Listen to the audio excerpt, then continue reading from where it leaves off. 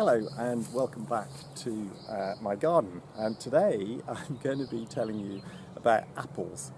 I absolutely love apple trees. We were lucky to inherit some mature apple trees in the garden. We had about 6, but I've since bought I think 45 extra trees and planted them around the garden. 45, every one of a different variety, and the wonder of apples is there are so many to choose from. There are dessert apples to eat, there are ones for making cider, there are ones for cooking, and some that you can use for multiple purposes. There are ones with white flowers and beautiful pink and purple flowers. There are some that flower early in the year and produce fruit early in the year, and some that produce fruit really late in the year. Some of them are varieties that have been around for hundreds and hundreds of years. Most of them are varieties that you just can't get in the shops. The shops, it's really, you go to the supermarket, there's 4 or 5 varieties at best, and it's always the same ones. But if you grow them yourself, you can get hold of old English heritage varieties that otherwise you'll never see or get to taste, and some of them are absolutely fantastic. So I'm going to take you on a little tour of my apple orchard. This one is Spartan. This is another dessert apple. It produces beautiful purple apples, really lovely to look at, really attractive on the tree. Relatively early in the year, different apple trees fruit at different times, so if you have a range of varieties you can get fruit right from August through to picking them off the tree in November, and then some of them will store really well right through to April, so you can have homegrown apples for about 2/3 of the year if you have enough of the right different types. But these are one of my absolute favourites, Spartan.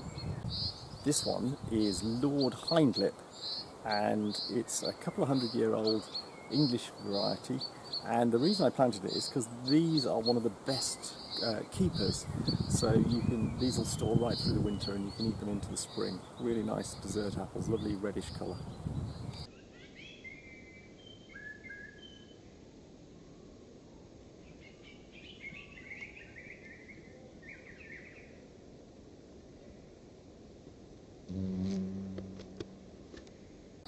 Sops of Wine.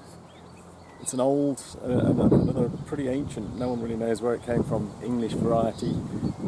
It's a cider apple and you can eat them. The flowers have gone over for this year, but they're really dark purple. You can see the leaves are purple. In fact, it's so full of pigment that apparently when you chop through the timber itself is stained purple right through to the heart. Really pretty, interesting tree. And this little tree is jumbo. It doesn't look very jumbo. It's only 18 months old, but these I'm very excited about. They produce the biggest apples of any known apple variety. I might be exaggerating slightly, but really big apples. Now, this year it had 3 flowers on, so I'm hoping that that we get at least one giant apple this year, but one day I'm sure we'll have hundreds of them. This beauty is Katie.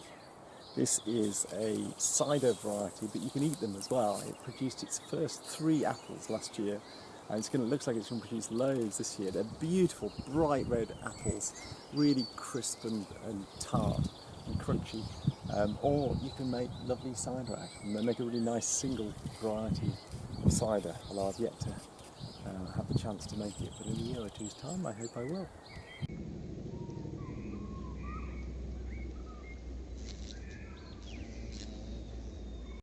Now, this giant is my Bramley apple tree. I've actually got 2 big old mature trees which we inherited with the house, which are fantastic for cooking and even better for cider. We get hundreds of kilos of apples off these trees. I made 36 gallons of cider last year, which I'm still drinking my way through.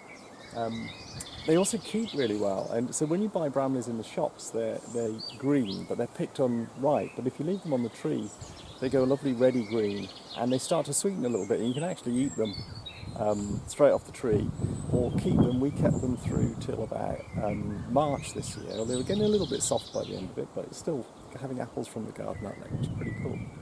So this is the Bramley. These were discovered, it was a variety, a girl planted some apple pips in her garden in Nottinghamshire in 1807, if I remember rightly, and that's how the Bramley came about, and it's been with us ever since.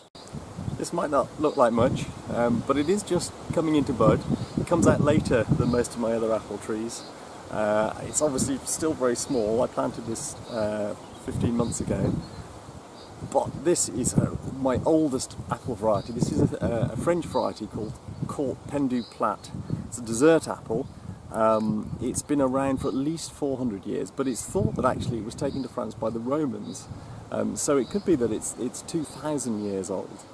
And the interesting thing about apples is because they're grafted, that this is the same plant that the Romans were growing, the same individual plant, not just the same variety, the actual same individual plant that's been continuously cultivated, perhaps for thousands of years by people.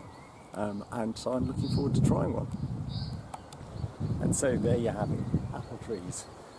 There is one to suit everybody. There are sweet ones, sour ones, green ones, red ones, ones that grow 30 or 40 feet tall, ones that stay really tiny. And whatever size garden you've got, try and squeeze in a few apple trees and you'll have lovely, homegrown, healthy, organic apples. You'll be keeping the bees happy, the bees will be keeping you happy by pollinating them. Everyone's a winner.